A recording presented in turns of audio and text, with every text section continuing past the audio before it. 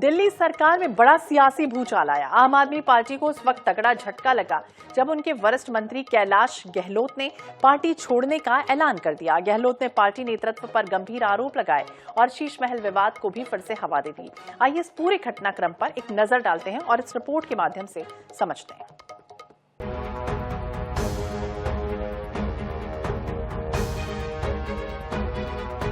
दिल्ली सरकार के वरिष्ठ मंत्री कैलाश गहलोत ने प्रेस कॉन्फ्रेंस में अपने इस्तीफे की घोषणा कर दी। उन्होंने पार्टी नेतृत्व पर सवाल उठाए और कहा कि आम आदमी पार्टी अब अपने मूल सिद्धांतों से भटक चुकी है। भारतीय जनता पार्टी की सरकार ने, मोदी जी की सरकार ने उनके ऊपर ईडी के छापे मारे। उनको ईडी के दफ्तर में कई बार पूछताछ के लिए बुलाया, मानसिक रूप से प्रताड़ित किया। उनके घर पे इनकम टैक्स के छापे कई दिनों तक मारे गए। 112 करोड़ रुपए के भ्रष्टाचार का आरोप इसी भारतीय जनता पार्टी ने लगाया कैलाश गहलोत जी के ऊपर। तो एक दबाव उनके ऊपर बनाया गया और जिसके कारण से ये फैसला कैलाश गहलोत ने लिया है।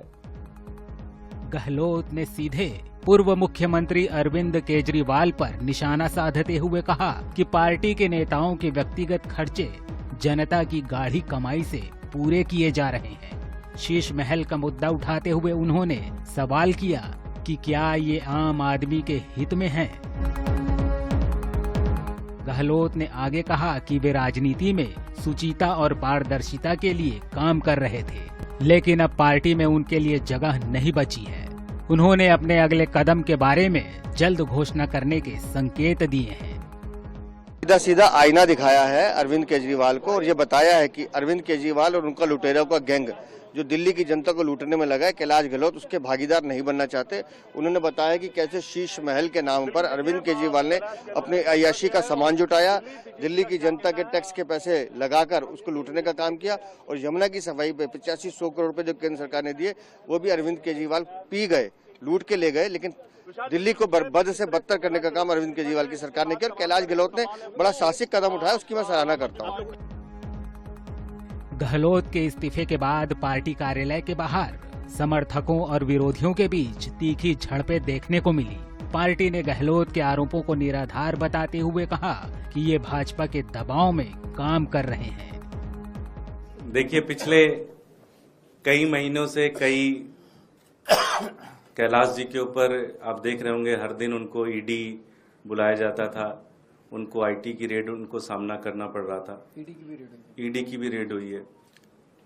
तो उनके पास कोई रास्ता नहीं था, उनको भारतीय जनता पार्टी में ही जाना था। एक चीज इससे क्लियर हो गया कि भारतीय जनता पार्टी दिल्ली का चुनाव हार चुकी है।